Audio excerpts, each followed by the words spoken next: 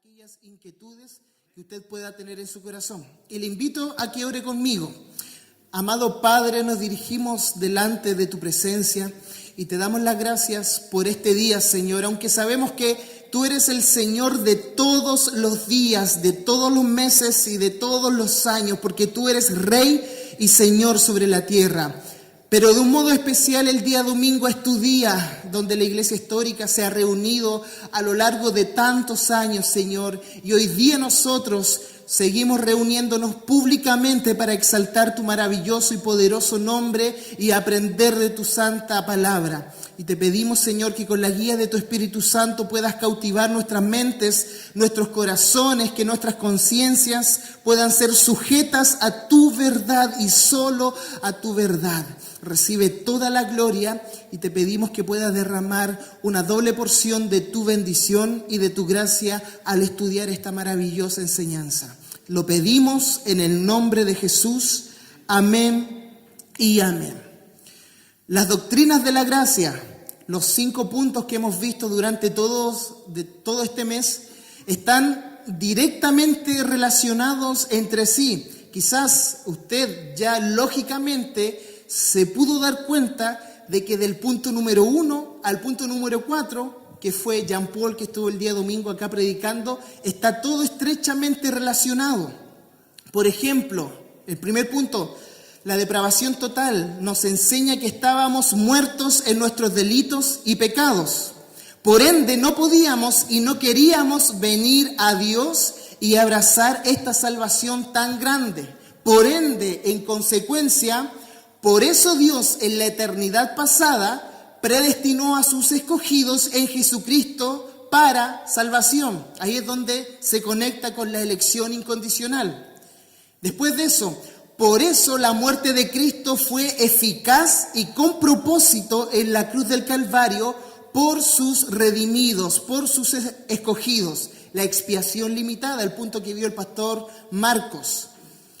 Y el último mensaje sobre la gracia irresistible, teniendo en consideración la expiación limitada, es por ese motivo que en algún momento de nuestras vidas, en la vida del verdadero creyente, siempre hablando del verdadero creyente, respondimos al llamado del Evangelio, nos arrepentimos de nuestros pecados y abrazamos la salvación que Dios el Padre da a través de su Hijo Jesucristo. Es por eso que usted respondió al llamado del Evangelio. ¿Se acuerda cuando Jean Paul el día domingo decía que en una campaña evangelística o en un lugar donde se estaba predicando la palabra del Señor, habían 100 personas y dentro de las 100 personas el mismo pastor con el mismo mensaje, con el mismo micrófono, con la misma elocuencia, predicó la palabra del Señor y de esas 100 personas, 20 vinieron al llamado? ¿Por qué vinieron aquellas 20 y no las 80? Porque Dios estaba llamando a sus escogidos. Y eso es lo que le pasó a usted y lo que me ha pasado a mí. Y después de eso logramos entender y conectar este último punto. Llegamos al último punto del calvinismo o de las doctrinas de la gracia, la perseverancia de los santos. Y esta perseverancia o la seguridad de la salvación, que está hablando directamente de la seguridad de nuestra salvación, coronan los 5 puntos de las doctrinas de la gracia. Es como la guinda de la torta, es como el broche perfecto de oro al final. Y espero que el Señor me pueda dar la habilidad para que usted pueda entender. Eso lo hace el Espíritu Santo, confiamos en eso. La doctrina de la perseverancia de los santos se refiere directamente a la cuestión de si los cristianos tienen segura su salvación o no. Quizás usted ha estado en iglesias donde se pregunta si la salvación se pierde. Hay iglesias que afirman hoy en día que esta salvación que Cristo nos dio se puede perder. Usted está en una iglesia que tiene una postura calvinista. ¿Qué quiere decir eso? Que nosotros creemos que la salvación que Cristo ganó en la cruz del Calvario no se pierde. Cuando esta salvación llega a los verdaderos llamados, a los verdaderos escogidos de Dios, no hay nada ni nadie que pueda arrebatarnos esta salvación tan grande que Cristo ganó en la cruz del Calvario. Creemos de principio a fin que la salvación es una obra de Dios, de principio a fin. No tiene nada que ver con lo que nosotros podamos hacer en cuanto a nuestra salvación, sino que se trata exclusivamente de lo que Él hizo en la cruz del Calvario por nosotros. A las personas que están en este lugar, que posteriormente podrán ver los videos donde quiera que estén, les tengo una pregunta. Si usted cree que la salvación se pierde, si usted cree que usted puede perder su salvación, ¿te has preguntado por qué sigues siendo un cristiano creyente? ¿Te has preguntado por qué has perseverado tanto tiempo en la iglesia? A pesar de tener una mente inmadura, a pesar de tener muchas veces un corazón incompleto en dar el eterno amor que el Padre se merece, a pesar de todas esas cosas, ¿por qué aún estamos dentro de la iglesia? ¿Te has hecho esa pregunta? La respuesta a esta pregunta es una, si la podemos resumir de este modo, y se define en la perseverancia de los santos, en la perseverancia que Dios ha puesto en nuestras vidas. Dios asegura y garantiza la salvación final del verdadero creyente. Es Dios quien en su palabra nos promete, nos garantiza, nos asegura que esta salvación es eficaz y es una obra de Él de principio a fin.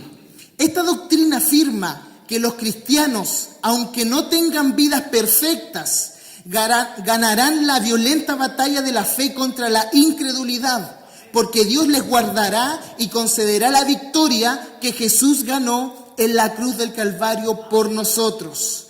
Pero usted bien sabe que toda doctrina tiene objeciones, y quizás usted tenga este tipo de objeciones en su corazón. Toda doctrina, lamentablemente dentro del mundo evangélico, siempre hay divisiones, siempre hay puntos de vista distintos, teniendo la misma Biblia, lo más curioso. Todavía se debate dentro del mundo evangélico de hoy acerca si nuestra salvación es segura o acaso está condicionada a nuestra decisión. Todavía están los que creen que la salvación dada por el sacrificio de Cristo en la cruz del Calvario no es segura, sino que es una posesión presente que podría perderse o ser quitada eventualmente por nuestra pecaminosidad. Todavía hay algunos que creen que la salvación se nos puede hacer arrebatada, que Dios la puede quitar o que nosotros la podemos desechar ya teniéndola en nuestra vida en el presente. Y esto se discute no solamente en el recién convertido, en la persona que recién está entrando a la familia celestial. Más de alguno aquí entró alguna vez a la iglesia y se hizo la pregunta, ¿se perderá la salvación? Yo creo que, siendo bien sincero, todos los que estamos aquí nos hemos cuestionado este tema. Nos hemos preguntado, ¿se perderá esta salvación por algún pecado o por algún número o cantidad de pecados que yo pueda cometer? Y esta discusión no solamente está en el recién convertido, sino que créame que en las universidades o seminarios más académicos del mundo evangélico también se lleva a cabo.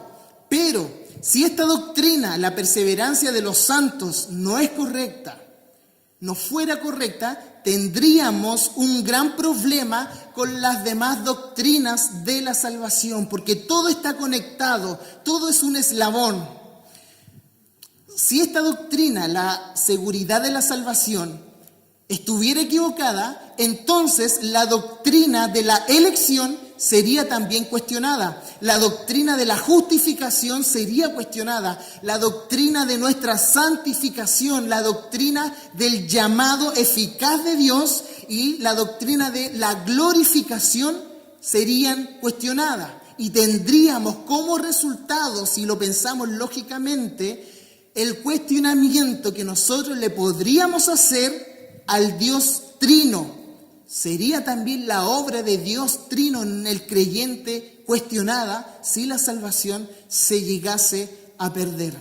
Nosotros creemos, como iglesia local, en la perseverancia de los santos, en esta doctrina que dice que Dios a sus escogidos les asegura vida eterna de principio a fin, y no hay nada que pueda impedir el actuar de Dios en la vida del creyente. Y la creemos de cierta manera por una deducción lógica. ¿Se acuerda hace 3 domingos atrás donde prediqué yo sobre la doctrina de la elección? Que Dios nos escogió antes de la fundación del mundo. En la eternidad pasada Dios escogió a su iglesia, Dios escogió a su pueblo. Creemos en esta doctrina por una deducción lógica. Si Dios nos escogió desde antes de la fundación del mundo, entonces Dios no se equivoca en su elección. Por ende, llegaremos al final de esta carrera salvos y seguros. Pero hay una objeción todavía. Bueno, si quiere aplaudir al Señor, apláudale. Veo que vienen con un falla, así que está bueno. Si Dios elige a su pueblo desde la eternidad pasada, ciertamente los elegidos permanecerán así para siempre, lógicamente uniendo estas doctrinas. Sin embargo, aunque podamos entender esta doctrina desde la razón de nuestro entendimiento, no es bueno construir una doctrina solo basada en inferencias lógicas. Nunca usted crea en absoluto alguna doctrina basada en deducciones lógicas, sino que, por el contrario, al momento de resolver cualquier disputa teológica, cualquier cosmovisión de vida evangélica, debe de acudir a la autoridad suprema de las Escrituras. Todo debate teológico debe someterse a la palabra del Señor. Cualquier postura que usted pueda adquirir en el caminar diario de la vida cristiana debe de estar respaldado por la palabra del Señor, no meramente por una deducción lógica o por un razonamiento lógico, porque usted puede entender algunas cosas a través de la lógica, pero recuerde, el Evangelio es locura a los que se pierden. Por eso debemos de ir a la palabra del Señor. Toda opinión debe siempre someterse a la eterna y poderosa e inerrante e infalible palabra de Dios. Por eso le acompaño que vayamos al primer texto, Filipenses capítulo 1, verso del 3 al 6. El apóstol Pablo les dice a la iglesia en Filipo, ahí en Filipenses capítulo 1, verso del 3 al 6, dice: doy gracias a Dios siempre que me acuerdo de vosotros, siempre en todas mis oraciones rogando con gozo por todos vosotros. Verso 5, y preste mucha, pero mucha atención. Por vuestra comunión en el Evangelio, desde el primer día hasta ahora, estando persuadido de esto, que el que comenzó en vosotros la buena obra, la perfeccionará hasta el día de Jesucristo. Lo voy a leer en la Nueva Versión Internacional. Dice: doy gracias a Dios cada vez que me acuerdo de ustedes. En todas mis oraciones por todos ustedes, siempre oro con alegría, porque han participado en el Evangelio desde el primer día hasta ahora. Estoy convencido de esto. El que comenzó tan buena obra en ustedes, la irá perfeccionando hasta el día de Cristo Jesús. Pablo literalmente está diciendo en estos cortos pasajes de la Escritura: sino además estoy convencido de que la buena obra que Dios comenzó en vosotros, verso 5, vuestra duradera participación en el Evangelio de todas las formas posibles, verso 6, Dios mismo le dará un cumplimiento glorioso cuando Cristo regrese.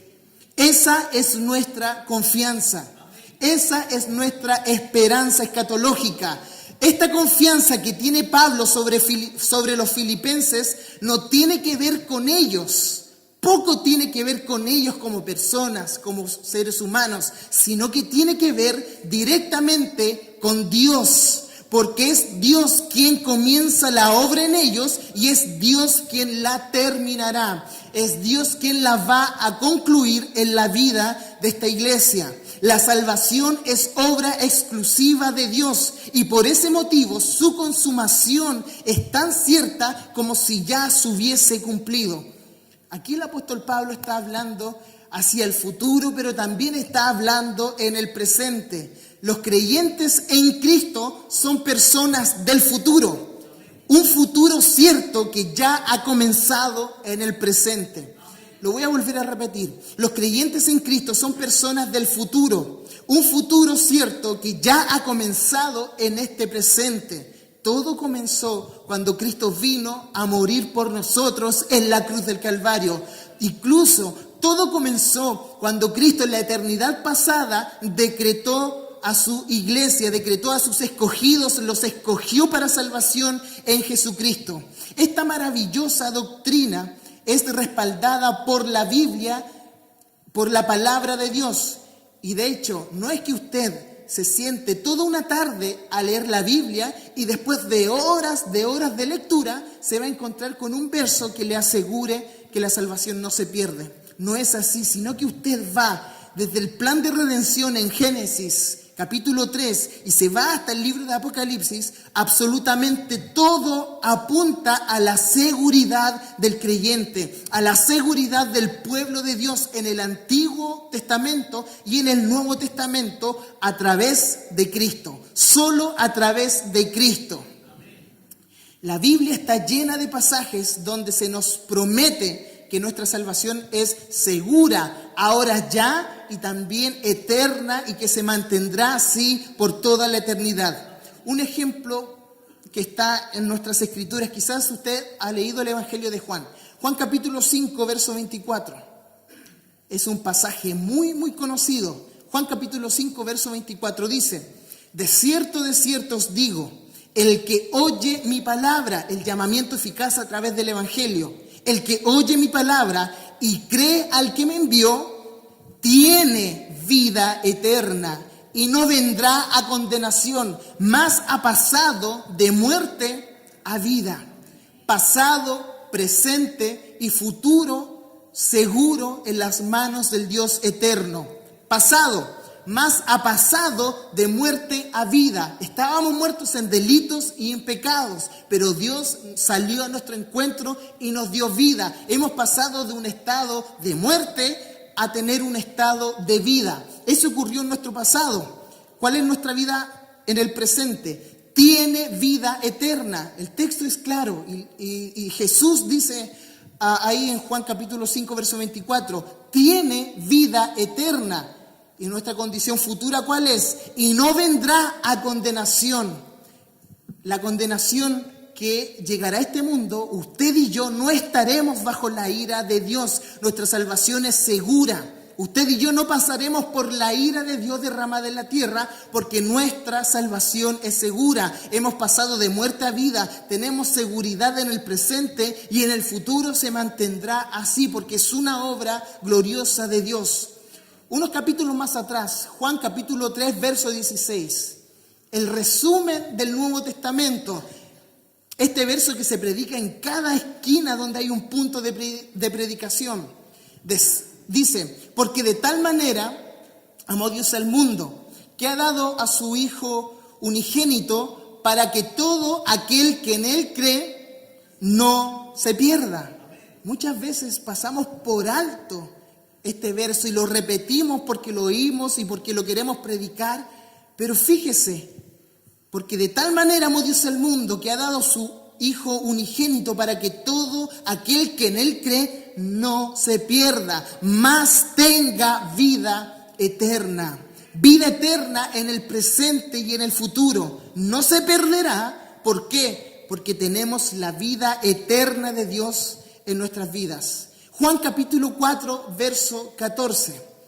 En el mismo Evangelio de Juan, en la NBI leemos, aquí en el contexto está Jesús hablando con una mujer samaritana. ¿Se acuerda cuando este es el texto donde dice, y los verdaderos adoradores adorarán al Padre en espíritu y en verdad? Un texto conocido por todos. Y Jesús le pide a esta mujer que le dé de beber del agua que está en el pozo. Y Jesús le dice en el diálogo, en el verso 14, pero el que beba del agua que yo le daré, fíjese, no volverá a tener sed jamás, sino que dentro de él esa agua se convertirá en un manantial de que brotará vida eterna.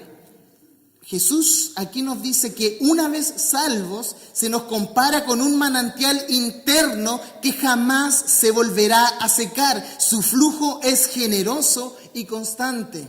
Desde que hemos bebido esta agua eterna que Cristo ha producido en la cruz del Calvario por nosotros, no volveremos a tener sed jamás.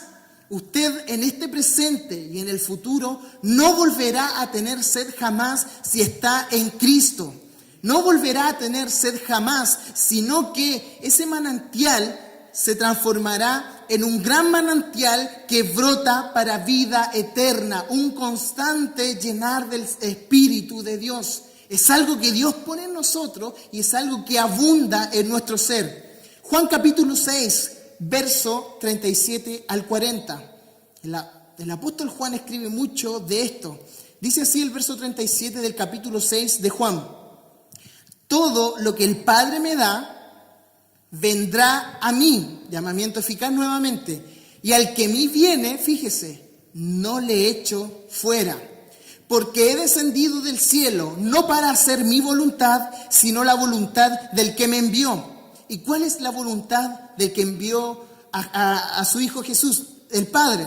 Y esta es la voluntad del Padre, el que me envió, que de todo lo que me diere, fíjese en este detalle, no pierda yo nada. Si un creyente verdadero llegara a perderse, Dios habría fallado en su voluntad. ¿Por qué? Porque la voluntad de Dios es que no se pierda nada.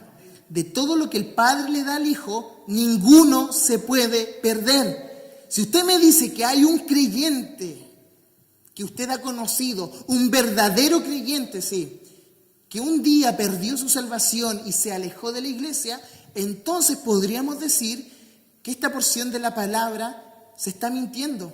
¿Por qué? Porque la voluntad de Dios el Padre es que de todo lo que Él le dé a su Hijo, no pierda ni uno solo, no pierda nada, sino que lo resucite en el día postrero.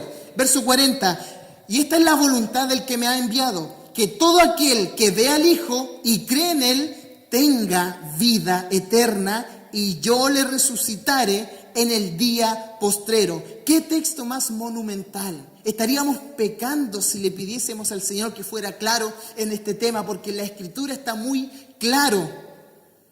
Primera de Corintios capítulo 1, verso del 8 al 9. Acompáñeme a esta epístola del apóstol Pablo. Primera de Corintios capítulo 1, verso del 8 al 9. Dice así, el cual también, fíjese, os confirmará hasta el fin. ¿De quién está hablando? ¿Podemos poner yo el verso 5?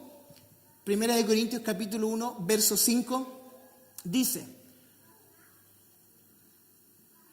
porque en todas las cosas fuisteis enriquecidos en Él, en toda palabra y en toda ciencia. Verso 6. Así como el testimonio acerca de Cristo ha sido confirmado en vosotros. Aquí está hablando de Cristo en la vida del creyente, de cómo Él nos confirma. Verso 8 dice, el cual también os confirmará. No que ustedes se van a confirmar, sino que Él a ustedes os confirmará. ¿Hasta cuándo? Hasta el fin, os confirmará hasta el fin, para que seáis irreprensibles en el día de nuestro Señor Jesucristo. ¿Y cuál es nuestra base para afirmar esto? Verso 9, las primeras 3 palabras que aparecen. Porque fiel es Dios. Fiel es Dios, por el cual fuisteis llamados a la comunión con su Hijo Jesucristo, nuestro Señor. Nuestra certeza de la salvación descansa en las promesas de las palabras de Dios. Y en la palabra de Dios dice que Él es fiel, que Él se mantiene fiel. Por eso Él los confirmará hasta el fin. ¿Por qué? Porque fiel es Dios. La obra de salvación no puede ser frustrada a lo largo del tiempo. El apóstol Pablo dice que de principio a fin Él nos confirmará. No es que se vaya desgastando o vaya cambiando esta promesa a lo largo de nuestros días en la tierra, sino que el tiempo se somete al decreto de Dios en la eternidad pasada. Y si Él ha prometido salvación, vida eterna y seguridad, es porque así es y está explícito en las palabras de su Biblia. Esto implica que el principio, la continuidad y el final de la salvación en la vida del creyente no está en manos humanas, sino que está en las manos divinas. Esto, la salvación, no está en nuestros corazones, algo que usted pudo provocar por un sentimiento o que usted tenga el control, sino que esto está en el control del Dios eterno y del Dios vivo. Fíjese, también un pasaje que muchas veces lo hemos leído, pero pocas veces lo entendemos. Primera de Tesalonicenses, capítulo 5, verso 23 al verso 24. Dice así: y el mismo Dios, fíjese de quién está hablando, porque muchas veces pensamos que nosotros tenemos que santificarnos por completo. Bueno, desde un punto de vista debe de ser así, pero en este texto el apóstol Pablo no está hablando que usted se va a santificar, sino que el mismo Dios de paz os santifique por completo. Y todo vuestro ser, espíritu, alma y cuerpo, ¿qué cosa va a hacer? Sean guardados irreprensibles para la venida de nuestro Señor Jesucristo. El problema es que hemos entendido nosotros que nosotros tenemos que guardarnos irreprensiblemente para la venida de nuestro Señor Jesucristo, lo cual desde un punto de vista bíblico es verdad también. Pero en este texto específicamente, el apóstol Pablo está hablando de que Dios nos santificará, de que el mismo Dios de paz nos guardará a nosotros irreprensiblemente para la venida de nuestro Señor Jesucristo. ¿Y cuál es el fundamento? Verso 24. Fiel es Dios, fiel es el que os llama, el cual también lo hará. En otras palabras, si el Señor te llamó para salvación, también Él te guardará eternamente para salvación, porque fiel es Dios que llama, el cual también lo hará. En ningún momento el apóstol Pablo apunta a que esta decisión de la salvación permanece por el tiempo, por nuestras decisiones o porque está en control de nuestras manos, sino que texto tras texto la Biblia nos dice que fiel es el Señor que nos llama, el cual también así lo hará. La fe salvadora no puede fallar. La fe salvadora que Cristo ha depositado en usted no puede fallar. Ahora quiero hacer un pequeño paréntesis para lograr que usted entienda lo que no es la perseverancia de los santos o algunas objeciones a esta doctrina, porque así también sabremos lo que no es para saber lo que sí es, ¿cierto? Lo que la perseverancia de los santos no significa. No significa que los cristianos nunca fallan. Sáquese eso de la mente. ¿Por qué? Porque usted y yo fallamos. Porque usted y yo pecamos. Usted y yo nos equivocamos. No significa que los cristianos no fallen de forma seria y severa en sus vidas cristianas. Decir que perseveramos no quiere decir que somos perfectos. Esta doctrina no habla de que usted y yo seamos perfectos, por eso no nos perdemos. No tiene que ver con eso. Esta doctrina no habla de que usted y yo seamos perfectos y que nunca fallaremos.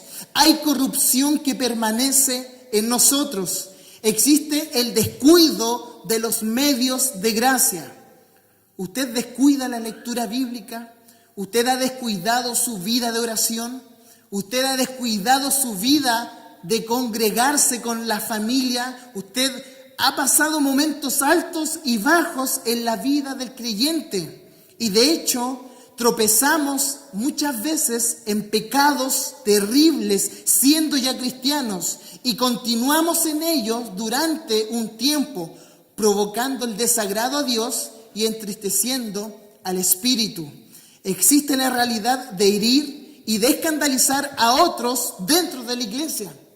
Yo no le creo a nadie que me diga yo nunca he tenido un problema con un hermano de la iglesia, porque todos hemos tenido algún malentendido, todos nos hemos enojado con nuestro pastor, incluso inconscientemente usted con algún acto, con alguna palabra, incluso con algún saludo, o porque no aceptó una solicitud en Facebook del hermano que tiene al lado, usted ha herido el corazón de aquella persona. Todos nos equivocamos e incluso tenemos pecados tan severos que escandalizamos a personas dentro y fuera de la iglesia, y eso como consecuencia, todo acto pecaminoso trae una consecuencia. Traemos sobre nosotros mismos juicios temporales y disciplina temporal de parte de Dios. Pero eso no significa que a través de esa disciplina o aquel juicio temporal, su salvación se vaya a perder. Usted y yo fallamos, eso es correcto, pero no fallamos de forma completa ni de forma final. Siempre cuando fallamos, siempre cuando pecamos, hay arrepentimiento en nuestros corazones, hay arrepentimientos en nuestras mentes y acudimos a nuestro abogado, a nuestro intercesor. Si alguno ha pecado, abogado tenemos con el Padre, a Jesucristo, y su sangre preciosa nos limpia y nos lava de todas nuestras maldades y de todos nuestros pecados. La perseverancia de los santos no significa que usted sea perfecto o perfecta.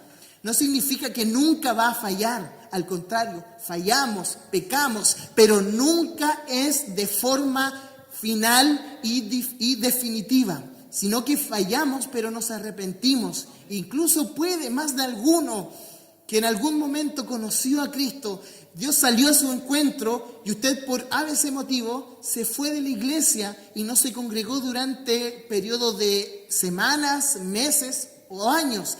Pero hoy en día usted ha vuelto a la casa del Padre. Aquel hijo pródigo, cuando salió de la casa de su padre, nunca dejó de ser hijo. Aprendió la lección, terminó comiendo con los cerdos cuando en la casa del Padre había abundancia de pan. Pero el Padre salió al encuentro, ni siquiera lo regañó, sino que le estaba esperando anillo de oro, vestiduras nuevas y el mejor de los mejores asados en la casa del Padre. Aquel hijo, aunque estaba afuera por un tiempo, nunca dejó de ser un hijo verdadero. De hecho, Efesios capítulo 4, verso 30, lo vimos en el discipulado. ¿Qué dice? Y no contristéis al Espíritu Santo de Dios. Algunos dicen que usted llega a un nivel de contristar constantemente al Espíritu, que el Espíritu Santo puede salir de usted. ¿Cuántos han escuchado eso alguna vez? Hoy no voy a contristar tanto al Espíritu Santo con tu vida que va a salir de ti. Pero mire lo que dice el texto, porque está incompleto cuando lo leemos así. Y no contristéis al Espíritu Santo de Dios, con el cual fuisteis sellados para el día de la redención. ¿Usted puede contristar al Espíritu? Por supuesto que sí. Y lo hacemos quizás diariamente, muchos de los que estamos aquí, por nuestra inmadurez y porque descuidamos los medios de la gracia. Pero la palabra nos asegura también otra gran verdad, que a través del Espíritu Santo hemos sido sellados hasta el día de nuestra redención. Hasta el día de la futura glorificación, el Espíritu Santo permanecerá en la vida del cristiano verdadero. Piense en esto, por favor, medite. La salvación no es recompensa para los justos, es un regalo para los culpables.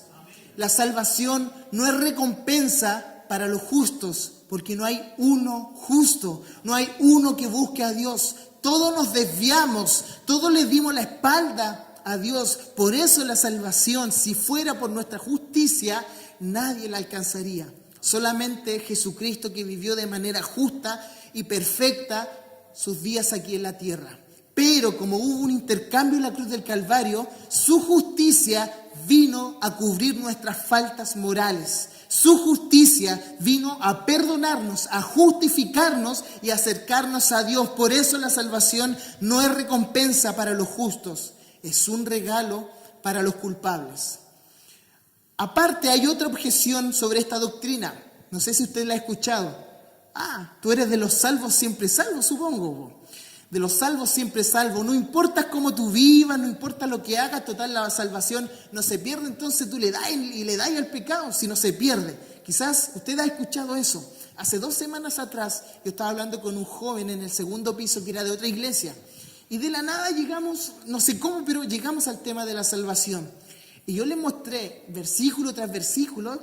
Y él me reconocía que no podía responderme a los versículos que yo le estaba dando. Pero él sí me dijo que él conocía gente en la iglesia de él que tenía esta doctrina, los salvos siempre salvos, y que fumaban y que iban a fiesta y que vivían y que decían garabatos y etcétera, etcétera.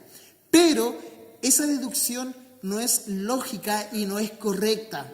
Quizás usted ha conocido alguna vez un buen doctor, un doctor que se da el tiempo para atenderle, un doctor que está con usted, un doctor humano, no un diostor, sino que un doctor cercano que está con usted siempre cuando lo necesita.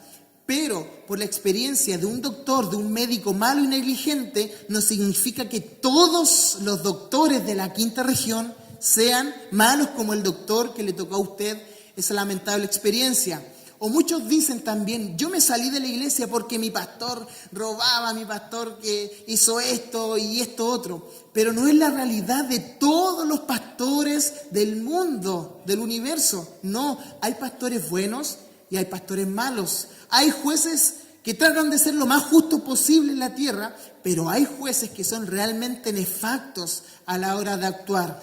Lo mismo ocurre con cristianos que conocemos en nuestra vida, que pensamos que son de la iglesia porque los vimos en la iglesia, los vimos cantar quizá en el coro, tocar algún instrumento, y de la noche a la mañana nos topamos con este tipo de vidas totalmente lejanas, alejadas de la palabra de Dios y del corazón de Dios. La perseverancia de los santos tampoco significa que cualquier persona que acepta a Cristo puede entonces vivir como quiera, sin temor alguno del infierno. No significa eso.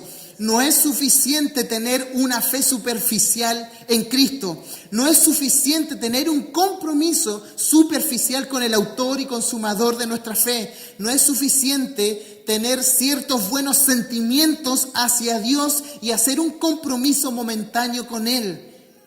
¿Cuándo pasa a ser suficiente la vida del creyente a los ojos bíblicos? Juan capítulo 8, verso 31. Jesús dice a los judíos que habían creído en Él: si vosotros permaneciereis en mi palabra, seréis verdaderamente mis discípulos. Los verdaderos discípulos perseveran en la fe y no viven como incrédulos. Porque más de alguna vez se ha topado con gente que dice la salvación no se pierde, entonces démosle rienda suelta a la carne.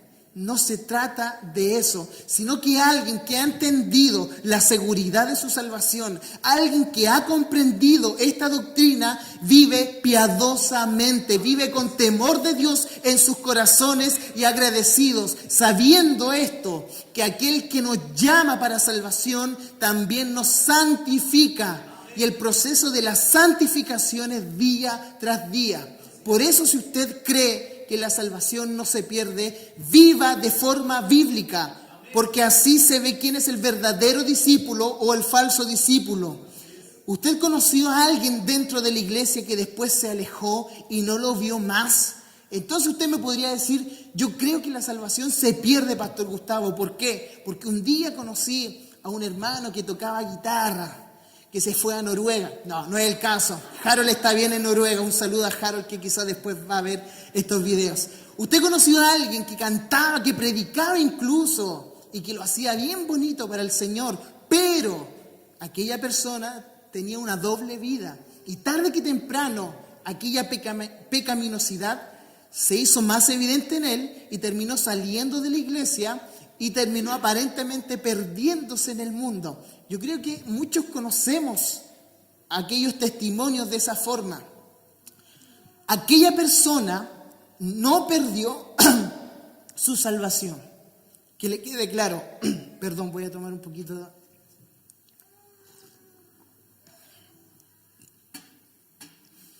Si usted conoce a una persona así, tiene que tener claro esto. Aquella persona no perdió su salvación. Simplemente jamás fue salva en verdad.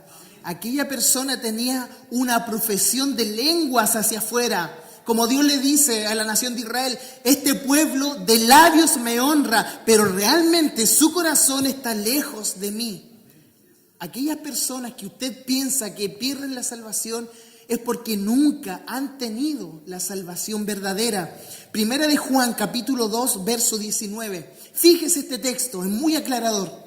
Dice: salieron de nosotros, pero no eran de nosotros, porque si hubiesen sido de nosotros, habrían permanecido con nosotros, pero salieron para que se manifestase que no todos son de nosotros. Más claro imposible, ¿cierto? La salida de estas personas es una evidencia de que nunca fueron verdaderamente salvas. La salida, el abandono, los desertores de la fe, los apóstatas de la fe, son evidencias de que nunca poseyeron verdaderamente esta salvación. Lo mismo ocurrió con Judas. No es que Judas haya perdido su salvación, sino que Judas nunca fue salvo.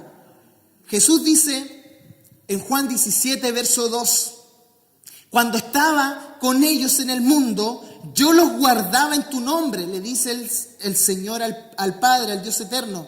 A los que me diste, fíjese, yo los guardé y ninguno de ellos se perdió, sino el hijo de perdición, para que la escritura se cumpliese. No es que Judas haya perdido su salvación. Lamentablemente Judas nunca fue salvo. Vivió con Cristo 3 años, pasaba piolita dentro del grupo de los 12, pero lamentablemente su corazón ganó el pecado hacia el amor del dinero y traicionó al maestro. Y todo eso se cumplió, ¿por qué? Porque la escritura se debía de cumplir. De hecho, en Mateo capítulo 7, verso 21, lo vimos en el Sermón del Monte. Mateo capítulo 7, verso 21 al 23 dice: no todo el que me dice Señor, Señor entrará en el reino de los cielos, sino el que hace la voluntad de mi Padre que está en los cielos. Muchos me dirán en aquel día: Señor, Señor, ¿no profetizamos en tu nombre? Y en tu nombre echamos fuera demonios, y en tu nombre hicimos muchos milagros. Lo más probable es que a nuestra óptica humana estas personas perdieron su salvación. ¿Por qué? Porque profetizaron, porque echaron fuera demonios, porque hicieron milagros, porque quizás entregaban hasta el diezmo, todos los meses ahí entregando el diezmo, hicieron algún milagro, no sé, sanaron a personas, pero no es que hayan perdido su salvación. Fíjese lo que dice el verso 23, Jesús: y entonces les declararé, nunca os conocí, nunca los conocí, apartados de mí, hacedores de maldad. Fíjese y grábese estas palabras de Jesús, nunca los conocí. Quiero que las comparemos con otras palabras de Jesús en el Evangelio de Juan capítulo 10, verso 27 al 29. Dice: mis ovejas, mire, hay un gran contraste. Mis ovejas oyen mi voz. Fíjese el glorioso contraste. Y yo las conozco. A un grupo de personas Jesús les dice: nunca los conocí, por más que echaron fuera demonios, por más que sirvieron en la iglesia, por más que salieron predicando en la televisión. Nunca los conocí, no eran elegidos, nunca experimentaron realmente la regeneración del Espíritu Santo. Pero hay un grupo de personas que Dios les dice: yo las conozco y me siguen, y yo les doy vida eterna y no perecerán jamás, ni nadie las arrebatará de mi mano. ¿Qué seguridad más grande? ¿Qué contraste más grande cuando Jesús dice: a este grupo yo nunca los conocí? Ellos creyeron que yo los conocía, pero vivían de una manera que no eran mis discípulos. Pero a este grupo, a este rebaño, a este remanente de personas en el mundo llamado iglesia, la verdadera iglesia, yo les doy vida eterna y no perecerán jamás, ni nadie las arrebatará de mi mano. Mi Padre que me las dio es mayor que todos y nadie las puede arrebatar de la mano de mi Padre. ¿Se da cuenta qué seguridad?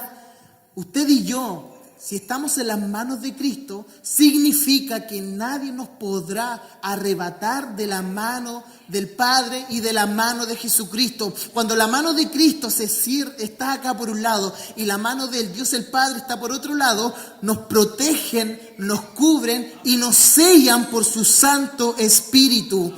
Y nadie puede violar ese sello porque ese sello es permanente hasta el día de la redención. ¡Qué gran diferencia! ¡Qué contraste más grande! Gloria a Dios porque Él nos conoce y Él nos guarda hasta el final.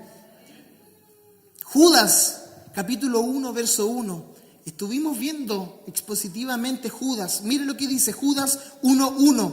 Judas, siervo de Jesucristo y hermano de Jacobo. ¿A quiénes le dirige la epístola de Judas, esta carta? A los llamados, santificados en Dios Padre y guardados en Jesucristo. Usted está guardado en Jesucristo y lo que está guardado en Jesucristo no se puede perder. Lo que está guardado en Jesucristo no se pueden desviar. Podemos cometer errores momentáneos, podemos cometer pecados que nos arrepentimos posteriormente, pero los que estamos guardados en Jesucristo significa que jamás se perderán. Judas comienza su epístola con esa afirmación en el contexto en que la iglesia estaba viviendo apostasía. Se habían levantado falsos maestros, falsos pastores y estaban introduciendo herejía a la iglesia primitiva. Y Judas comienza de esa forma y mire cómo Judas termina en el verso 24. Dice, y aquel Jesucristo y aquel que es poderoso para guardaros sin caída y presentaros sin mancha delante de su gloria con gran alegría. Al único y sabio Dios, nuestro Salvador, sea gloria y majestad, imperio y potencia, ahora y por todos los siglos. Amén. ¿Por qué nosotros decimos solo a Dios sea la gloria? Porque la cuestión de la salvación le pertenece a Él y por Él es que estamos nosotros en camino seguro de salvación. Por eso a Él sea la gloria, porque Él es poderoso para guardaros sin caída y presentaros sin mancha delante de su gloria con gran alegría. Ya no hay condenación, sino que estamos en un estado constante de seguridad porque estamos guardados en Cristo. Ya estamos terminando. Fíjese lo que dice Pablo a Tito. Tito capítulo 1, verso del 1 al 12. Dice, Pablo, siervo de Dios y apóstol de Jesucristo, conforme a la fe de los escogidos de Dios, nuevamente la elección y el conocimiento de la verdad que es según la piedad. Verso 2. Grábeselo en su corazón, hermano. En la esperanza de la vida eterna, la cual Dios, que no miente, prometió desde antes del principio de los siglos. ¡Qué tremendo texto! ¡Qué palabras más profundas y gloriosas! En la esperanza de la vida eterna, la cual Dios no miente. Si su salvación se pudiese perder, llegamos a la conclusión de que Dios está mintiendo, de que la Biblia contiene errores y por ende el Dios que aparece en nuestra Biblia es un Dios no soberano, es un Dios que no tiene el control de las cosas y es un Dios por ende que está de manos atadas en cuanto a la salvación. Pero la Biblia nos dice, Dios no miente y Él nos prometió vida eterna desde antes de los siglos. En su decreto eterno, Dios ya sabía que usted y yo íbamos a ser salvos. Primera de Pedro, capítulo 1, verso 5. Pedro no queda fuera de esta doctrina, dice que sois guardados. Fíjese, usted no es guardado por su poder. Esto no es de aquel que quiere, no es de aquel que corre. Que sois guardados por el poder de Dios mediante la fe. ¿Para qué? Para alcanzar la salvación que está preparada para ser manifestada en el tiempo postrero. Usted y yo somos guardados por el poder de Dios. ¿Dios se equivocará con nosotros si es que la salvación se perdiera? Por errores, por nuestra pecaminosidad muchas veces, porque nos arrepentimos, hemos tomado decisiones malas, nuestra salvación no está sujeta a eso. ¿Sabe por qué? porque usted no es su fuente de su salvación. Dios es la fuente de vida eterna. La salvación es de Jehová, la salvación es del Señor, y eso es lo que declara la palabra. Romanos 5, verso 1 al 2 dice: justificados pues por la fe, tenemos paz para con Dios por medio de nuestro Señor Jesucristo. Verso 2: porque quien también tenemos entrada por la fe a esta gracia en la cual estamos firmes. Usted y yo, no es que andemos en un barco que la lleve en las olas del mar de la vida. No, usted y yo estamos en esta gracia en la cual estamos firmes y nos gloriamos en la esperanza de la gloria de Dios. Ahí es mismo Romanos, y con este texto quiero concluir. Hay textos que de verdad son muy evidentes, pero quiero concluir con este. Romanos capítulo 5, verso del 9 al 10. Romanos 5, 9 al 10, por favor léalo conmigo. Pues mucho más, estando ya justificados en su sangre, por él seremos salvos de la ira. Porque si siendo enemigos fuimos reconciliados con Dios por la muerte de su Hijo, mucho más, estando reconciliados, seremos salvos por su vida. Quizás usted no logra entender lo glorioso y el gran trasfondo que hay en estos dos versos de Romanos capítulo 5. Déjeme explicarle, por favor. Pablo razona aquí yendo de lo mayor hacia lo menor. Y este es el razonamiento del apóstol Pablo en el verso 9 y en el verso 10. Si Dios tuvo el poder y la voluntad para redimirnos desde un principio, ¿cuánto más tiene el poder y la voluntad para mantenernos redimidos? En otras palabras, si Dios nos atrajo a Él mismo por la muerte de su Hijo cuando nosotros éramos enemigos de Dios, ¿cuánto más ahora que somos sus hijos reconciliados? Piensen esto y lo que dice el apóstol Pablo. Me va a dar un ataque al corazón con lo que voy a decir. Si el Salvador, piense, si el Salvador agonizante en la cruz nos reconcilió con Dios, es más seguro que el Salvador vivo y triunfante puede y quiere mantenernos reconciliados y salvos. La lógica del apóstol Pablo es la siguiente: si Cristo, agonizante, sus manos clavadas a la cruz del Calvario, sus pies clavadas a la cruz del Calvario y en su cabeza una corona de espinas, si aquel Salvador agonizante nos pudo salvar en esa condición en la cruz del Calvario, ¿cuánto más este Dios, este Cristo que tiene sus manos reinando sobre la tierra, que en su cabeza ya no hay una corona de espinas, sino que hay una corona de gloria y que su voluntad está señoreando todos los rincones de la tierra? ¿Cuánto más este Salvador vivo y real nos mantendrá salvos de la condenación? Esa es la idea que encierra el apóstol Pablo. Si el pecado no fue una barrera, piensen esto, en la depravación total. Si el pecado no fue una barrera al comienzo de nuestra redención, ¿cómo puede convertirse en una barrera para nuestro cumplimiento? Si el pecado desde un principio no fue barrera o excusa de Dios para llamarnos a salvación, ¿cuánto más ahora que somos salvos el pecado nos puede separar de esta salvación? Si el pecado en su grado máximo no pudo evitar que Dios nos salvara, ¿cómo es posible que el pecado en menor grado evite que permanezcamos salvos? Para Dios es una obra mayor traer pecadores a la gracia que traer santos a la gloria, porque el pecado está más lejos de la gracia en comparación a la distancia que separa la gracia de la gloria.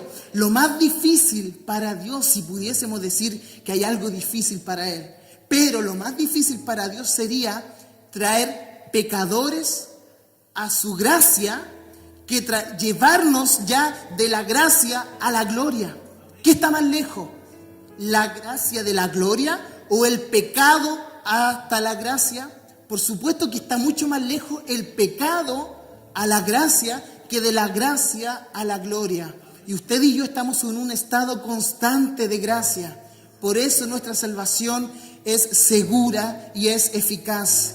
Piensen esto, los santos en el cielo están más felices, pero no más seguros que nosotros acá en la tierra. Los santos en la eternidad están más felices que nosotros, por supuesto, porque están con el Rey de Gloria.